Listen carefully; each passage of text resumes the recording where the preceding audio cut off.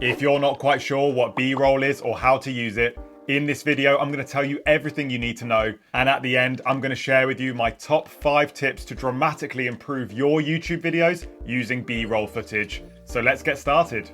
First things first, what is B-roll? If you've clicked on this video, then you've probably heard some YouTubers or filmmakers talk about this term, usually in relation to smooth cinematic looking footage. And to explain it properly, we need to wind back the clock. Historically, the term B-roll comes from classic film production, specifically when most films were shot on 35 or 16mm film. The A-roll was the principal roll of film that was used for the main narrative scenes featuring the lead actors, and the B-roll was an identical roll of film that was used for cutaway shots and transitions. These days the meaning has slightly broadened, but it still retains the same main features. A-roll is the main subject of your video. So this could be a shot of your lead actor in a short film, it can be a talking head interview shot in a documentary, or it could even be me talking to the camera right now. And B-roll is the footage that ties it all together. It's the secondary footage that's often used for cutaways to add more context to a scene. It can fill the gaps or help tell the story. So let's take this all into a YouTube context. On my own personal channel, I make travel vlogs. So when I'm filming myself talking to a camera in a new location, that's my A-roll. Then when I add some shots of the location itself with a drone, with some wide shots or some close-ups, that's my B-roll. So now that you know what B-roll is, let's get into my top 5 tips for using B-roll to take your YouTube videos to the next level. Number 1 is that B-roll helps you show the story.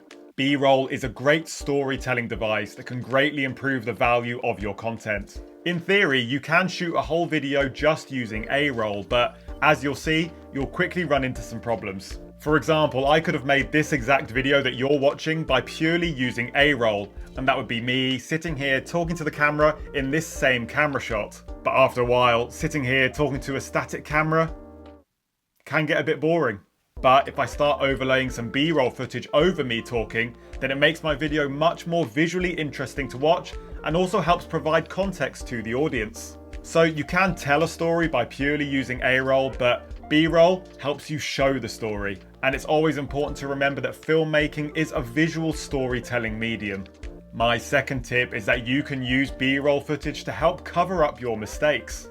If you make a mistake when recording your own YouTube vlog, or maybe your interview subject loses their train of thought, you can use B-roll footage to cover this up in your edit. For example, in this clip that I've recorded for my vlog, I stumble over my words when I'm talking to the camera, so I want to cut that out during the editing process. But once I've done that and got rid of my mistake, I'm left with quite an awkward jump cut in the footage, which doesn't look very professional. So what I'm going to do is cover this up with a relevant B-roll shot.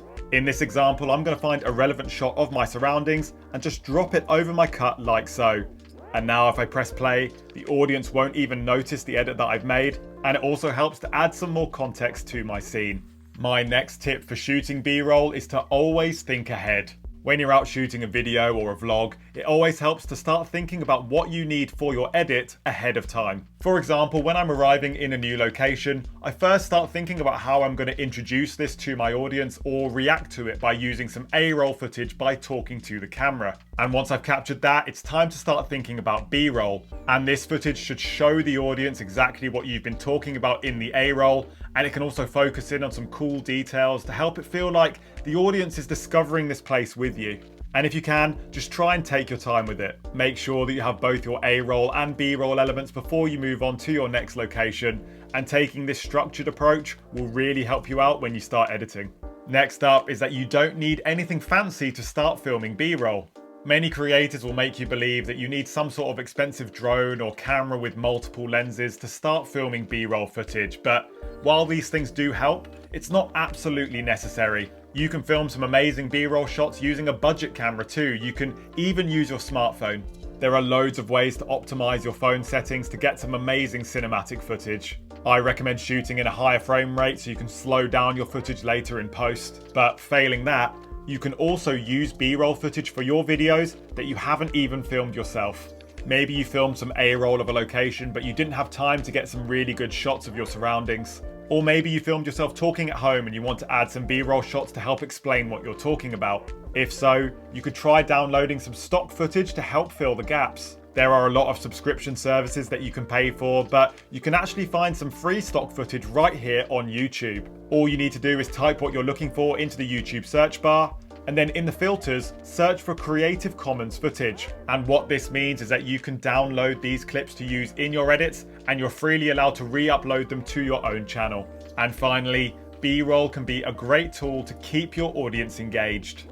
Creating a montage of B-roll can not only add context to a video, but it can help make it more visually interesting. On a platform like YouTube, audience retention is one of the most important things to help please the algorithm, and your videos are more likely to be recommended by YouTube if they're watched for a longer amount of time by your audience. And whether you film your own B-roll footage or source some online, you can make your video more fun and dynamic to watch by adding relevant B-roll into your edit.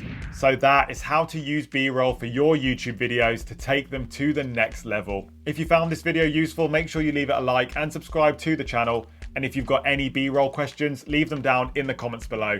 And I'll see you next time.